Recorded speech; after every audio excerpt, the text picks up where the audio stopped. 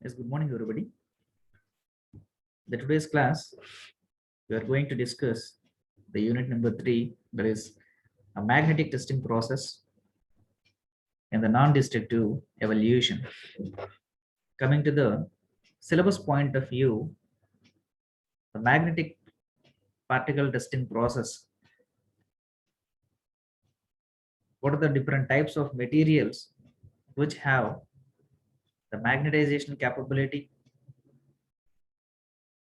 Either it may be of infeeded internally within the materials, or else externally have to get magnetized. So the different types of materials will be coming across in the study.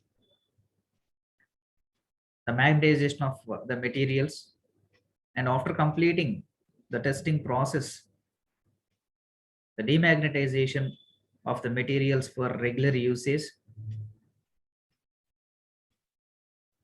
and the basic principle of magnetic particle testing concerned equipment related to the experimentational process, and the operational procedure. Initially, the materials need to be framed. Related to it, the magnetization or pre-accessing characteristic, that is magnetizing for non-magnetic commencing of materials. Obviously, we all come across that ferrous content of materials will be having the good capability towards the magnetization, and non-ferrous content of materials has to be given this magnetic effect or magnetization for that materials which need to be doped the magnetic properties within the materials for the clear cut examining process. And in the case of this magnetic particle testing, the standardization observation of for each and every kind of the materials and its calibration will be observed in the CRT displays, and even in the LCD or LED devices which can be utilized for the entire geometrical specifications or internal structural deviations, or else any of the cracks that has been identified voids at the time of casting process internally within the materials. These effects or defects can be clearly evaluated by this process. And after completion of the process, the demagnetization need to be progressed, that the materials should be kept in the normal atmospheric environment. Coming to its applications point of view, both in the industrial sector and in the research areas, medicals, biological fields, and in the different evaluation techniques or research oriented techniques, this magnetic particle testing process plays a major important role and having plenty of advantages indeed to find the dimensions of the materials, and the quality can be analyzed, the quantity of the object can be analyzed, the structure of the materials can be observed.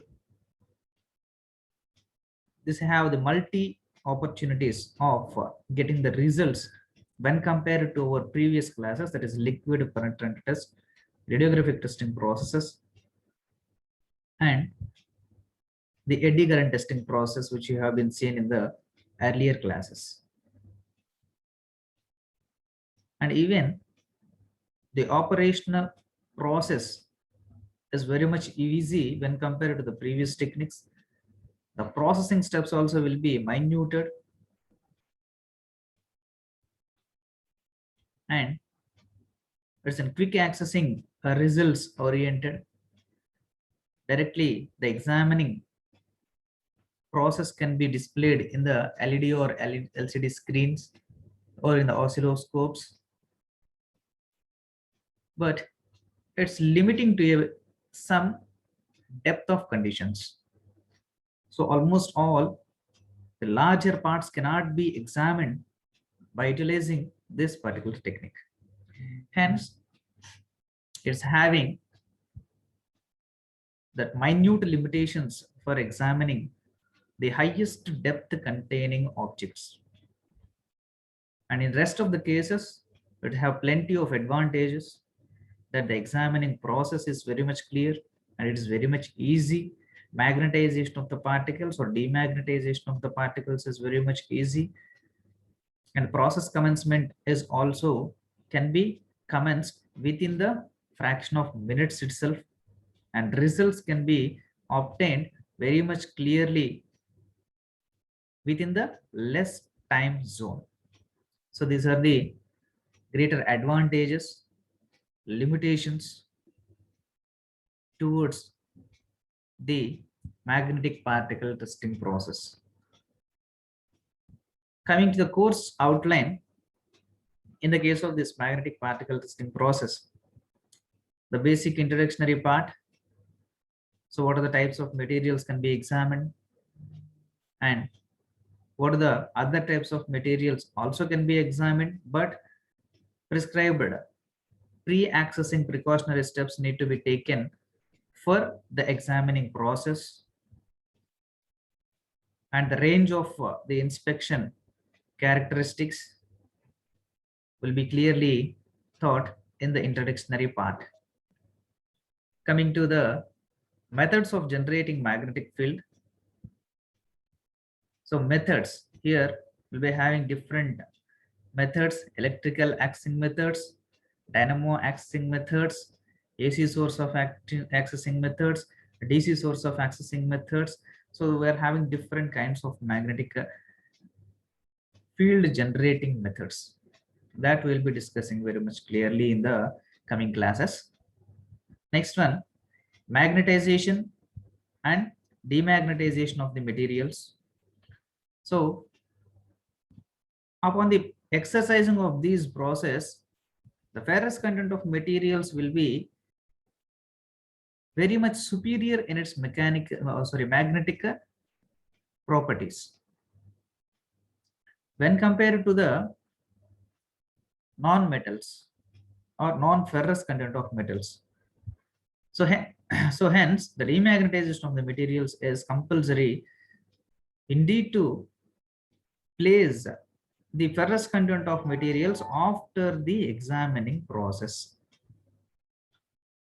So rest of the materials which are having magnetization capability, that the non-ferrous content of materials or ceramic parts or the brittleness containing of materials, polymers, polycrystalline structure, existing BCC shaped structure and HCC structured materials which have the highest strength oriented objects without the composition of the iron have to be magnetized indeed to commence the experimentational process basically in the magnetic particle testing method.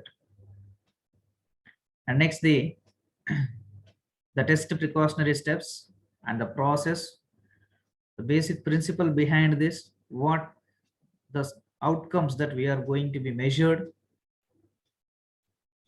and concerned equipment related to it, and the sequence of steps or parameters to be followed for commencing the experiment, the interpretation, nothing but the capturing of the results and evaluation, comparing the obtained results with respect to the standard results that are existing, and whether that obtained results are feasible within the allowable limitations or not need to be compared. And these are the overall points need to be charted out before moving on to the magnetic particle testing process.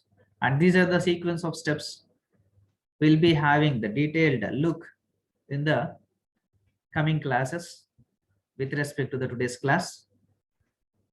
Initially, moving on with respect to the basic introduction. So what are the particles that are suitable for processing this magnetic particle testing methodology? See here, ferromagnetic in the sense, almost all the iron content materials are termed as ferro materials, ferrous materials, iron ferrous materials.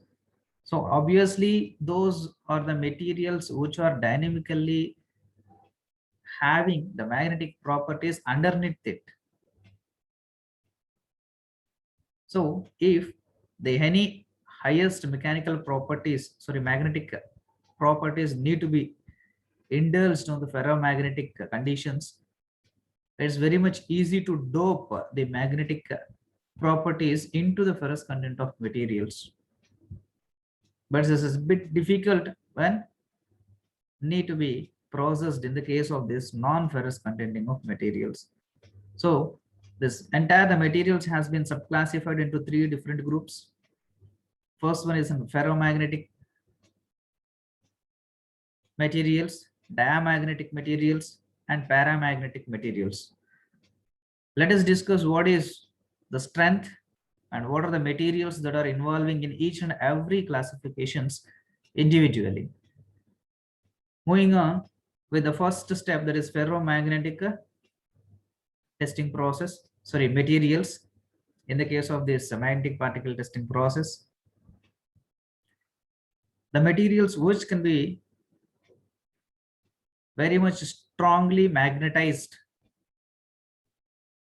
and those are very much eco-friendly for processing or commencing of this magnetic particle testing process. So we have already having this base point, that is ferro, iron.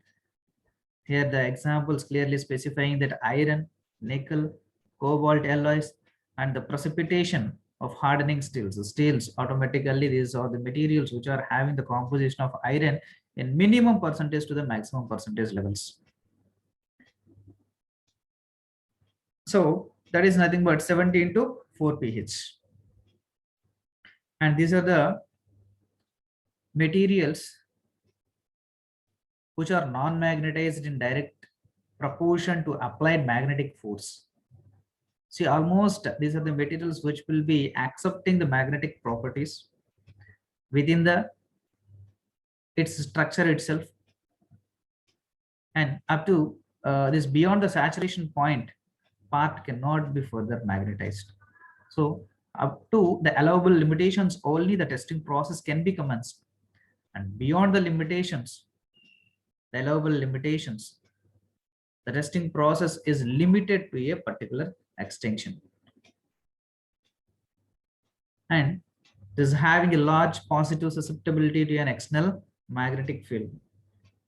And even for processing the experimentational conditions, in the case of these ferromagnetic particles, externally also the field can be accessed towards it. The basic point here considered in the case of this ferromagnetic materials are that some unpaired electrons with respect to these atoms have net magnetic moment. They get very much strong magnetic properties due to the presence of magnetic domains in it, as its basic acceptor zone within its atoms in the objects or this ferrous content. So only a ferrous content, iron material, which is having this unpaired of electrons, and that will accept this bunch or net magnetic moments by these atoms. So here we can consider these atoms or as these acceptors, because non-magnetic, non-paired electrons will be having the rational movement within the entire that specimen. If there is any magnetic field that is being generated or externally applied, strongly it will be getting received those properties, and high magnetic capability or domain containing of magnetic properties will be existing in the case of this ferromagnetic parts. Even in these domains, large number of atoms movements are aligned parallel, so the magnetic force within the domain is very much strong. So how we can judge these ferromagnetic particles or specimens are very much strong after the solidification process? So here is the answer. So large number of atoms and its movements will not collide with each other. So hence the ionic range of bonding will be getting developed instead of non-collision of this, and the movement will be in parallel. So rational movement will be considered with respect to the parallel agitation will strongly attract this. Hence we are saying that unpair of electrons. So unpair of electrons in the sense, so non-pairing having individual atoms, those will be getting travel within the medium. So within the existing volume of this specimen, test specimen, or else any of the material. There is ferrous content of material. And after the solidification process, so what will be getting aligned? Each and every crystal, there is grain causing a strong magnetic force. The grain sizes also will be in the limitations, will be attracting its movement with unpaired electrons in a parallel agitation, leads to have its a strong bonding. Coming to the point of this diamagnetic objects, these are the materials which are favorably repelled by strong magnet. Hence the conditional strategy is getting varied here. If you have clearly observed, ferromagnetic will attract with respect to the magnet.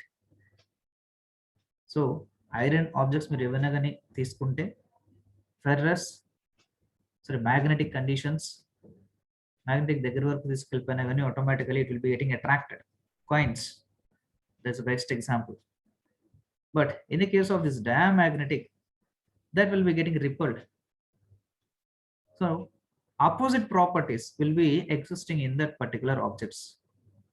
Even if the magnet is getting very much closer to those kind of materials, those will be getting repelled. The magnetic field will be getting existed, and those will be getting repelled and strongly moving away from the connectivity of this magnet. Basically in these materials, all the electrons are paired. So there is no any permanent net magnetic movement per atom. So there's no any movement of matters either in the parallel condition or else in the collision based of point of view. There is no any conditional strategy existing here, right? The basic examples related to it are the elements in the periodic table, which are including the copper, silver, and gold. These are the materials which are in the case of this diamagnetic properties. So there is a clear-cut variation with respect to this ferromagnetic and non-ferromagnetic. So when you have gone to the classification point of view, ferromagnetic substances are attracting with respect to the magnetic properties. This diamagnetic materials are getting moved away. So what is the basic phenomena existing behind this? Ferromagnetic substances అయితే attract అవుతున్నాయి, diamagnetic అయితేనేమో those which are having the opposite magnetic fields, opposite magnetic properties induced in the materials and getting moved away when the magnetic is get in contact or getting contact with respect to the material. So the best reason behind this is, the basic reason, in the case of ferromagnetic substances, electrons are unpaired and hence those are moving in parallel freely.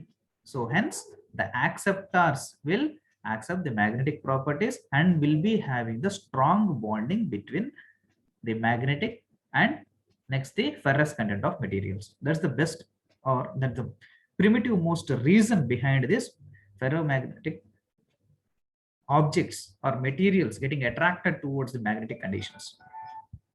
Coming to this diamagnetic properties, these are paired and hence there is no any movement of the atomic particles within the object.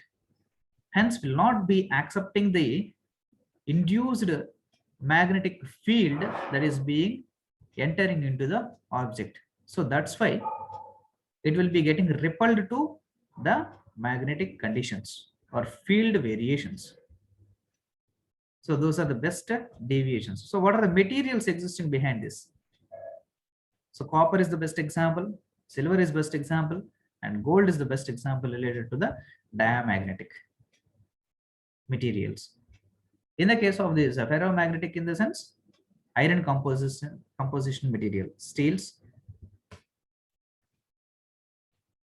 iron content of materials, there is iron, nickel, cobalt alloys, and hardening of the steels.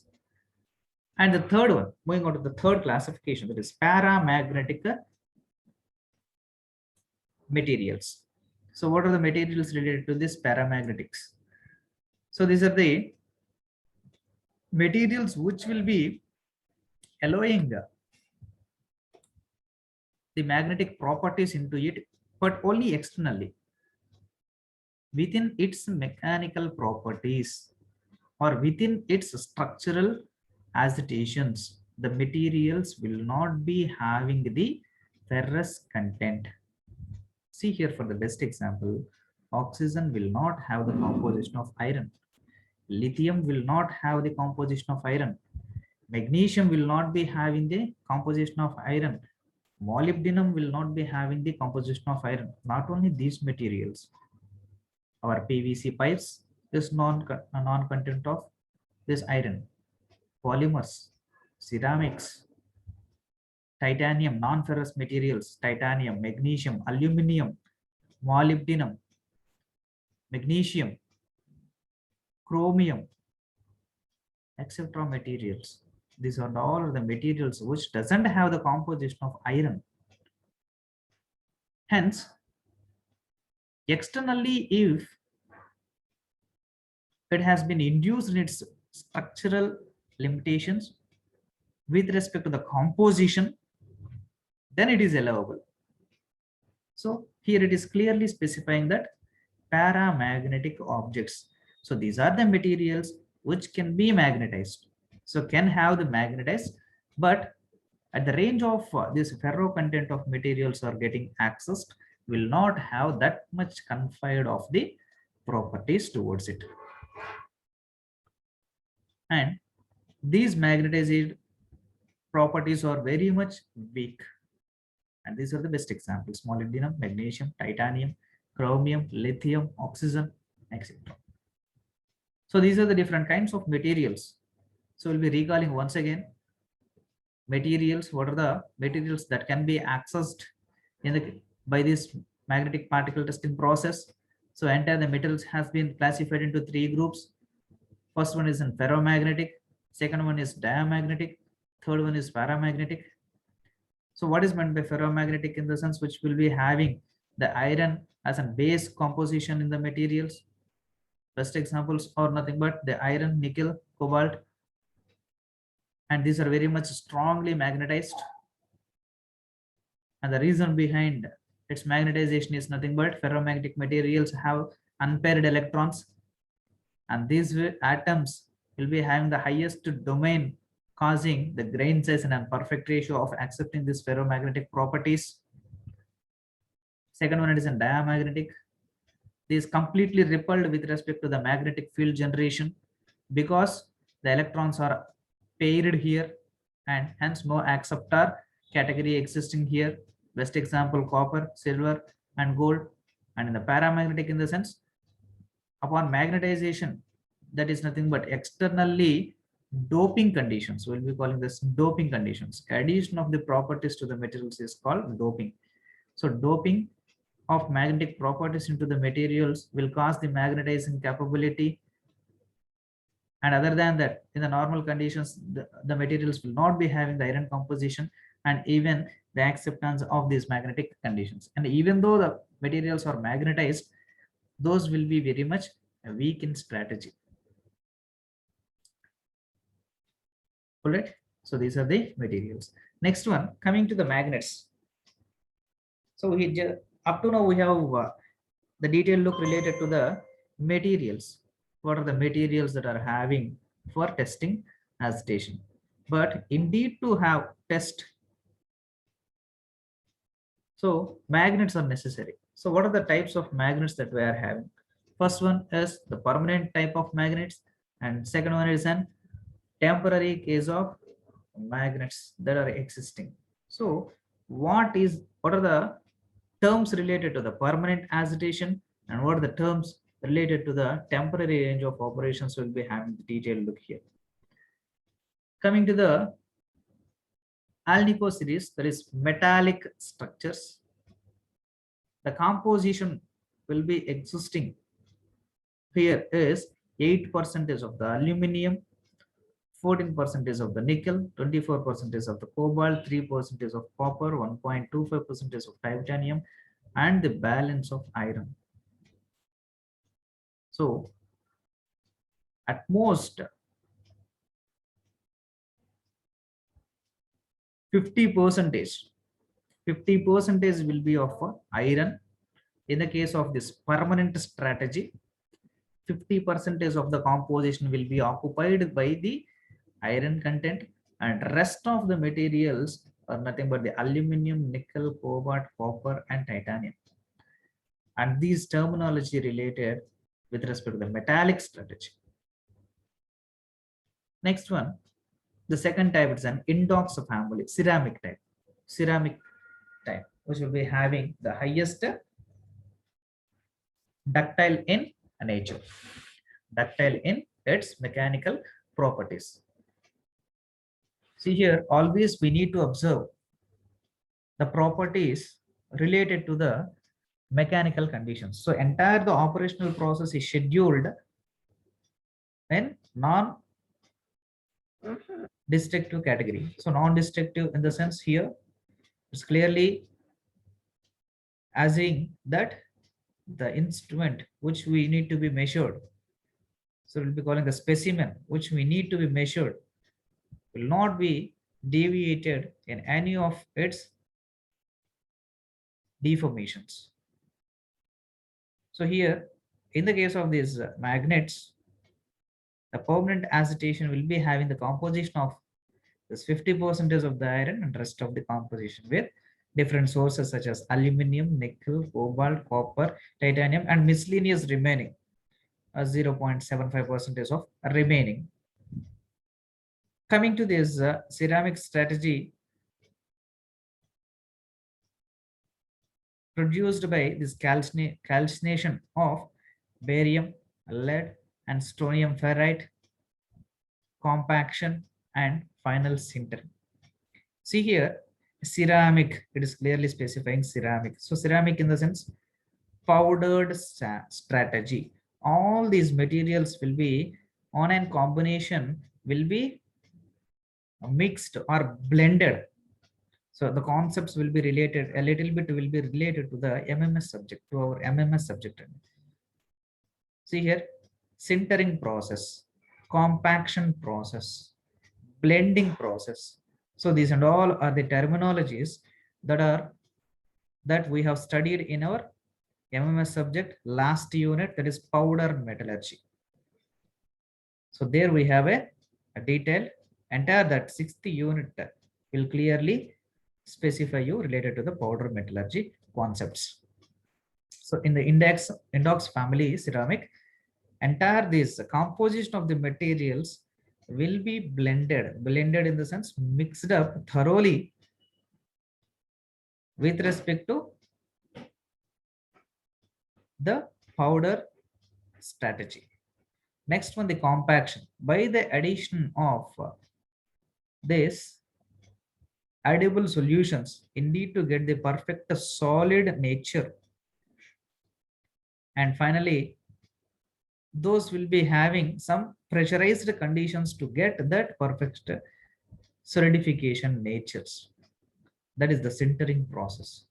Compaction, application of the edible oils for atomic bonding, that too a range of ionic bonding, and finally exposing with respect to the oxidation.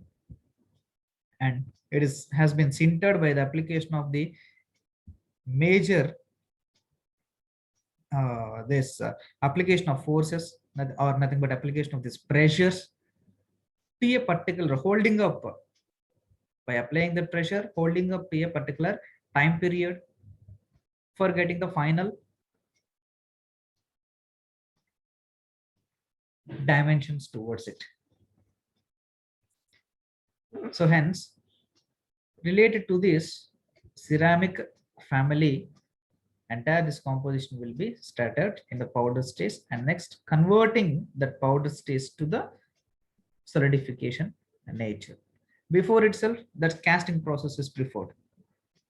In the liquid phase only, the entire composition will be characterized. There is a greater advantage related to the previous conditions. So here we'll be having some of the definitions related to the magnetic lines of flux. So how with the magnet, if you have been observed or processed the equipmental setup, how you will be getting the results, and how to examine those results upon this visual strategy or microscopic techniques. We need to have a detailed study related to them, this magnetic lines or flux generation. The magnetic lines of forces existing in a magnetic field is called the magnetic flux. And these lines will be of deviating its orbital nature, having the cyclic nature, that is an orbital nature. These lines can run through the magnets from south to the north pole, and existing the north pole and re-entering into the south pole back again. As in the diagram, it is clear cutly visualizing that it's releasing from the north pole, and the arrow mark clearly specifying entering to the south pole. And in both the acetations, both the directions, these lines form a closed loops that never be crossed away. And those loops will be having very much parallel enacting. And the direction of forces, see, it is having entered from the north pole and entering its field creations and orbital generations, and entering into the south pole again. And after entering the south pole again, accessing its field towards the north condition. And this is a detailed or the path generation related to the flux or magnetic field. Coming to the point of this reluctance, is the resistance of the material to its establishment of the magnetic field. The reluctance of these materials determine the magnetic flux that is produced. So reluctance in the sense establishment of the field within the limitations. And the magnitude of a flux can be produced, and it is this reluctance can be clearly specifying the generated magnetic flux. Coming to the point of this permeability, it is the ability of the material to permit the magnetization, and it is numerically expressed in BH value. So here B related to the flux density, H is nothing but the magnetizing force. Coming to the historious curve for ferromagnetic materials. This ferromagnetic materials will be having its capability towards its BH range. See, flux density and magnetizing forces causes or will clearly examine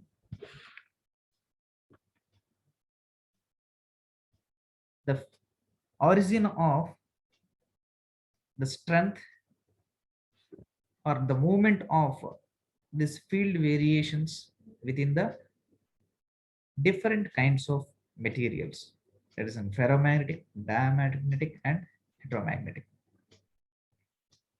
Coming to these ferromagnetic particles, these are the parts subjected to a magnetizing current, magnetic domains, which will align the direction of magnetic field only in one direction, only in one direction. So entry will be progressed towards one direction, and again it will be retrieving in another direction. And the sequence will be followed very much clearly as we have been seen in the magnet in the previous slide. After the magnetizing force is removed, so external device is removed, many of the domains remain aligned in the magnetizing direction until the force in opposite direction passes. So in the ferromagnetic conditions, the opposite forces will be getting created after the external source is removed. And note the point that only in the case of ferromagnetic kind of materials, this kind of situation will be commenced, but not in the diamagnetic materials.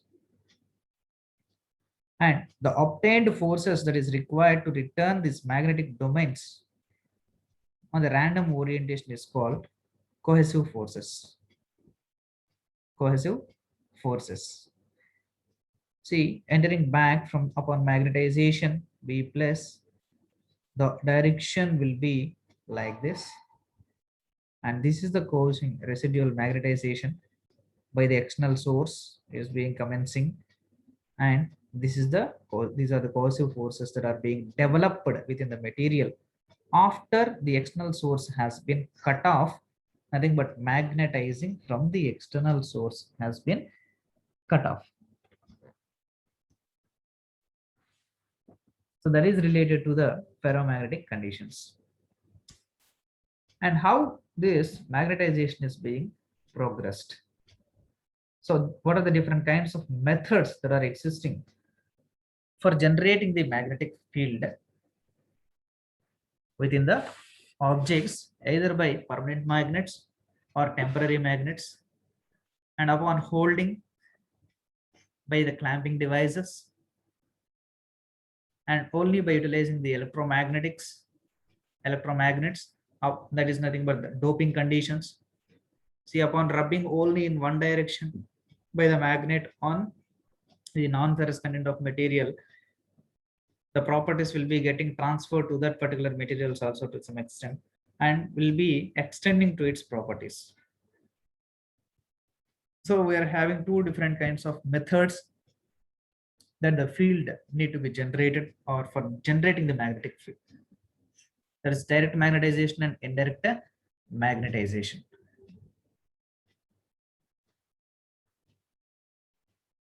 Okay, we'll be discussing, the time has been lapsed, and we'll be discussing this in the tomorrow's class.